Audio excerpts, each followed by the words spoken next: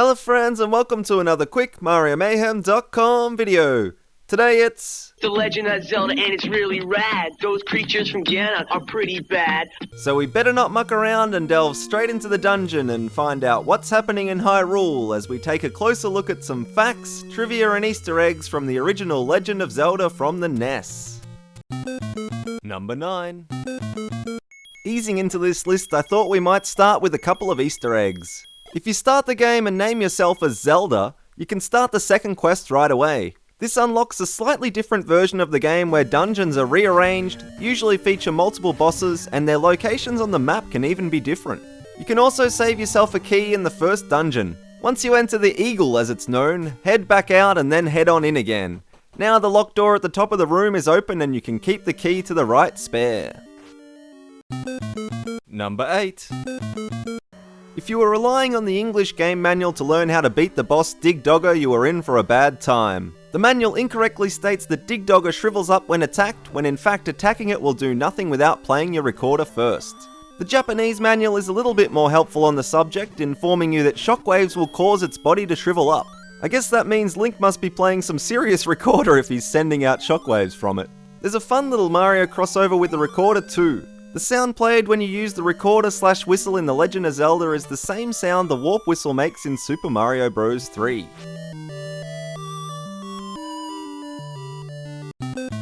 Number 7. A quick one here at number 7. In earlier versions of The Legend of Zelda, instead of just receiving the wooden sword, the old man in the cave right at the start of the game would give you the choice between the boomerang or the wooden sword. Number 6. Although you might not know it from playing the game, each of the levels from The Legend of Zelda feature names based on the shape of their dungeons. You need a little bit of imagination for most of them, such as Level 7, known as the Demon, or Level 8 that's known as the Lion. But the Level 2 Moon is pretty self-explanatory, and I can just about see the Eagle from Level 1 if I squint hard enough. Some of you might already be familiar with the seemingly sinister Level 3 map known as Manji. He's a Nazi! Get him! At first glance, it's easy to suspect this as a left-facing swastika, but as the level name suggests, it's actually a sacred Buddhist symbol of good fortune. Number 5. The sprite used for rupees in this game was directly ripped from the 1984 puzzle game Clu Clu Land, which used the same sprite for its gold ingots. For those of you that don't know, Clu Clu Land was also an NES launch title. The name of the game, however, is a romanization of Kuru Kuru, which is actually the Japanese onomatopoeia for something going around and around. Fun fact. Number 4. During the development of The Legend of Zelda, Shigeru Miyamoto was inspired by a game for the Atari 2600 called Adventure, which was one of the first graphic-based adventure games in town. At one point, The Legend of Zelda was even simply called Adventure, which would have been pretty confusing if they had stuck with the name. The principal inspiration for the Legend of Zelda series actually comes from Shigeru's explorations as a young boy. When he was a child, he would venture into forests and even caves with the aid of a lantern. This sense of childhood adventure and mystery strongly influenced the game design.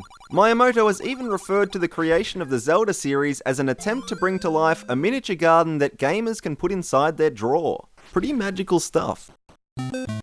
Number 3. If you read the instruction manual closely, you will find it suggests the enemy Pole's voice hates loud noises. This led many players to grabbing their recorder and blasting tunes in an effort to take advantage of this weakness. Unfortunately, playing the recorder against these ghost mice type things doesn't do anything at all because this hint in the manual is still left over from the Japanese Famicom version of the game. The Japanese version took advantage of the built-in microphone of the Famicom's second controller as a fun way to get rid of these buggers.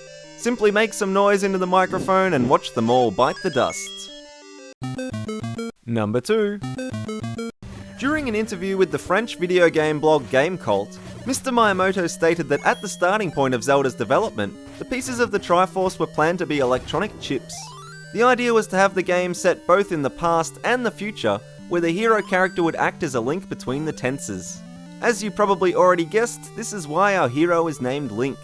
Interestingly, The Legend of Zelda was the first ever home console that had its own battery on board so you could save your progress. So I guess since they changed the chip in-game, they thought they should add some more to the cartridge just to make up for it. Number 1. The Legend of Zelda almost didn't make an appearance on the American market. Former Nintendo of America president Minoru Arakawa initially thought that Americans might not have enough patience for the game.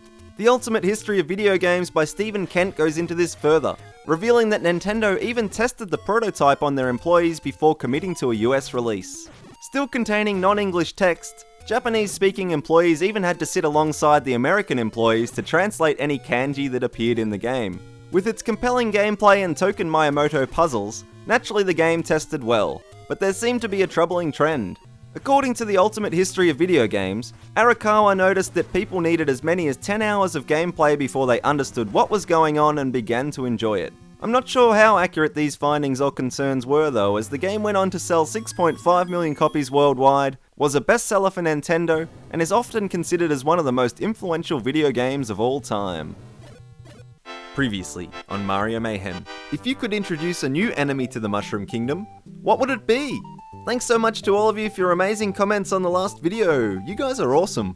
It's getting way too hard to pick a Luigi clap, but here are a few honourable mentions from our last question.